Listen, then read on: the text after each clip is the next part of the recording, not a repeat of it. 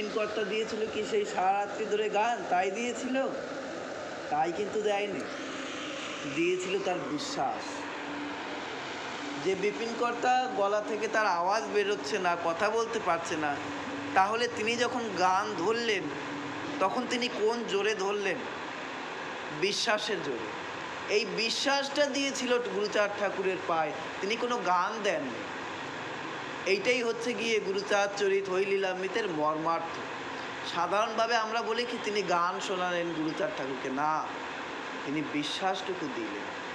তা বিশ্বাসে মিলায় বস্তু, তর্কে বহুদূর। তিনি বিশ্বাস করলেন, তাই তিনি মুক্তি পেলেন।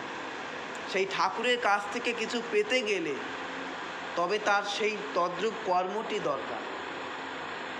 কর্ম ভিন্ন জগতে কেউ কোনোদিন কোনো ফল প্রাপ্ত হয় না। যিনি খারাপ কর্ম করেন তিনি খারাপ ফল প্রাপ্ত হন, যিনি ভালো কর্ম করেন তিনি ভালো ফল প্রাপ্ত হন।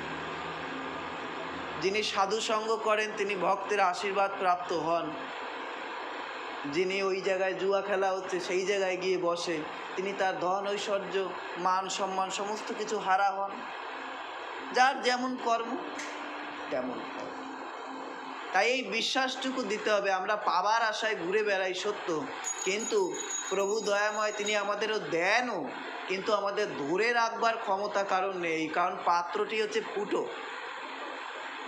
সেই ফুটো পাত্রটি যত সময় না আমাদের নিজেদের বিশ্বাস ভক্তি শ্রদ্ধা প্রেম দিয়ে যত সময় না মেরামত করতে পারছে, তত সময় তিনি যতই দিক না কেন আমাদের পাত্রে ধরে রাখতে আমরা কখনোই পারব না।